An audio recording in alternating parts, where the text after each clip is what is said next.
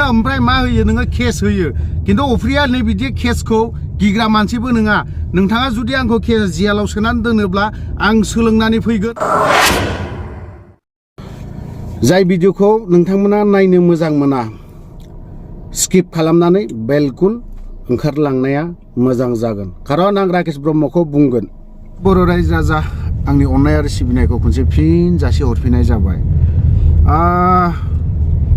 बिथां Rakesh Brahma M BTR नि बेफोरबायदिखौ जोंफोरो EM बानायनायाबो जों बर'नि थाखाय खहा सोरनिबा निउसखौ दामनांगा सोरनिबाखौ प्रमद बर'निखौ मिउजिक लगायनानै दामना होयोब्ला बिथाङा बिराद मोजां जागौ आरो आं बुंगोन राकेश ब्रह्मनि जिहेतु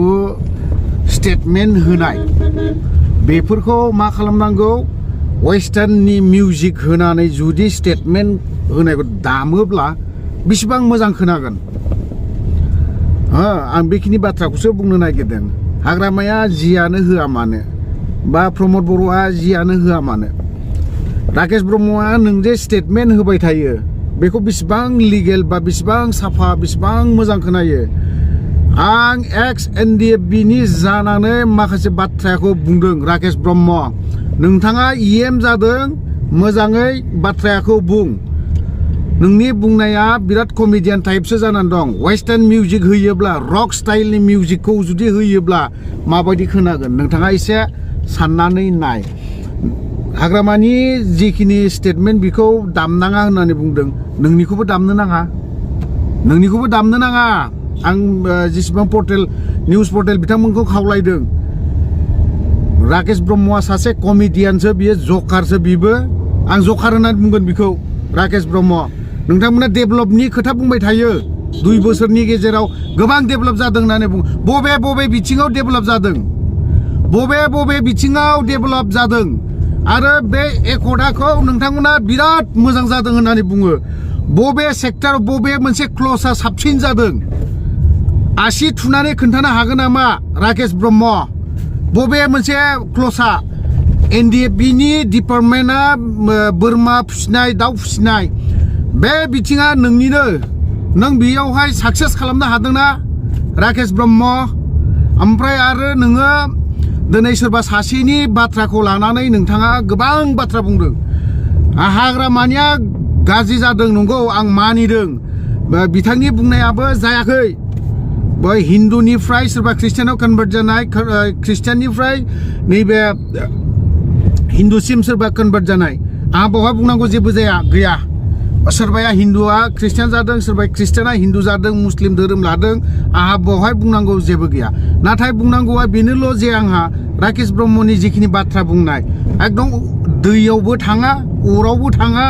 राव बेफोरबायदिसो बाथ्रा बुंबाय थादों बेफोरबायदि बाथ्राखौ जों गोरा बुङोब्ला UPPL नि सोद्रोमा ओमफ्राय कयेकजन सोद्रोमाया गोबां दुखु मोनो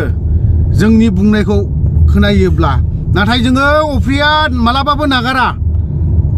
नागारा बिदि सोरनिबा सासे बे लेथ्रा सोंखारिनाय बा माबानायखौ नोंथांमोना दिनैहाय सासे बर' रायजो राजाफ्रा दिनै नोंथांमोनखौ मा खालामदों EM खालामदों मानो खालामदों नोंथांमोननिफ्राय जों माखासे मोजां बाथ्रा खोनासंनो लुबैयो अपोजिशन थानाय हिसाबै नोंथांमोना उन्दै जानानै नोंथाङा माखासे बाथ्राखौ बुङोब्ला मोजां जागोन आं बेखिनि खोथाखौ आं बुंगोन दिनैहाय आरोबाव माबे बिथिङाव नोंथाङा बुंबावदों डेभेलपमेन्टनि बिथिङाव डेभेलपा नोंथाङा नोंनि एरियायावहाय जे बिल्डिं बिराद 10 ताला बिल्डिं लुबानो जे डेभेलप जाबाय बेखौ सानदों नामा जायाखै राकेश ब्रह्म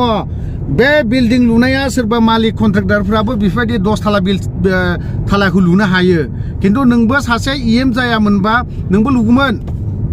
मोनथिबाय बेफोर बिथिङाव मा इन्डियान नरेन्द्र मोदिया फैनानै नोंनि बाक्सा डिस्ट्रिक्ट बायदियाव थानायनि थाखाय रेस्ट हाउस लुनो नागिरदों ना मा बायदिसिना माबा-माबि लुनायनि थाखाय बेफोरनो डेभेलप जादों नामा बबे बिथिङाव जादों बेखौ नोङो थाबैनो रिप्लाइ हो नोंथाङा बेखौ बुंनायखौ खोनायोब्ला दुखु मोनो ओमफ्राय मा होयो नोङो केस होयो खिन्थु अफ्रिया नै बिदि केसखौ गिग्रा मानसिबो नङा नोंथाङा जुदि आंखौ जेलाव सोनानै दोनोब्ला आं सोलोंनानै फैगोन आरो रोंबोगोन जेलाव आङो मोनथिबाय नोंसोरो मा सानदों आं जेलाव थांनानै थाहैनांगौबा आं रोंबोगोन लेसन मोनगोन आं माखासे जियालनि मा सोलिदों मा मादों आं बेफोरखौबो रोंबुगोनसो सोलोंगोनसो बेफोरो गियान होनायफोर बायदिसो जानानै थायो गियाननि खेथ्रआवहाय बिथांखौ मा होननानै बुंगोन राकेश ब्रह्मनि जेसेबां खोथा बुंनाय बेफोरो एक्चुअलि कमेडियान सोरखौबाया पलिटिशियानफोरा जुदि बेफोरबायदिजोंनो जुदि नोंखौ कमेडियान बै सासेयाबो कमेडियान होननानै बुङोब्ला एसे भुल जागोन राकेश बाहागि ओमफ्राय नोंथाङाबो एसे नोंनि जाखिनि बुंनाय आं बावहाय वेस्टार्न मिउजिकसो सोना होफानो लुबैदों आरो हायोब्ला नोंथाङाबो सुकुर आलीजों खोथाखौ बुंबाय थादों नोंथाङा सुकुर आलीनि गियानखौ नों मिथिगौ ना आरो सुकुर आलीया दिनैहाय सासे मायावहाय इलेक्सन गेलेया बियो एमपि ना माबा गेलेदों नोंथाङा बेफोरबायदि दम हागोन ना सोरनि एगेन्स्टआव गेलेदों नों हागोन ना सुकुर आलीखौ नोंथाङा जे बेसेबां डाउन खालामदों बा बेसेबां गाहाय ल' क्वालिटिनि नोंथाङा इनसाल्ट खालामदों बा नोंथाङा बेखौ मिनिदों नोंथाङा फैगोन 5 बोसोराव नोंथाङा जे नोंनि पावारा जे थागोन ना थाया बेखौ नों हाजार बार सान आरो नोङो नोंनि समस्थियावहाय बर' रायजो राजानो बेसेबां मा अनसुंथाइ होनो हादों बेसेबां अनसुंथाइनि खोथाखौथ' दोनथ' बेसेबां मा डेभेलप खालामनो हादों नोंनि समस्ति नोंनि एरिया बावहाय एसे सिन्था खालामनानै बुं सुकुर आलीया मावबावगोन नोङो हाबावनाय नङा सुकुर आलीनि खोथाखौ नोंथाङा गोबां बुंदों बिजों रुजुफादों सोरखौबा थिगानो दं सोरखौबा सोरजोंबा रुजु आंहा बावहाय बुंनांगौबो जेबो गैया नाथाय सुकुर आलीया एमपि इलेक्सन सोरनि एगेन्स्टआव गेलेदों बेसेबां गिदिर मा होननानै बुङो पलिटिशियान पावारफुल बेफोरनि एगेन्स्टआव बियो गेलेबावदों नोंथाङा हागोन ना राकेश ब्रह्म नोंथाङा अनलि थाखा फैसानि पावारफुल जानो हागौ बेनि अनगायै नोंहा जेबो गैया नों हारिनि खोथाखौ नों मालाबा मोजां बर' हारिनि खोथाखौ नों मालाबा मोजां बुंफेरदोंना राकेश ब्रह्म नोंथांनि पावारनि खोथाखौथ' बाद दोन नोंथाङा हारि बर' हारिनि प्रति बर' रायजो राजानि खोथा बेफोरखौ नों मालाबा सिन्था खालामफेरदोंना राकेश ब्रह्म आंना खोथाया बे नोंथाङा सोरखौबा नों कमेडि बा माबा मोनसे बा बुंनाया बेबो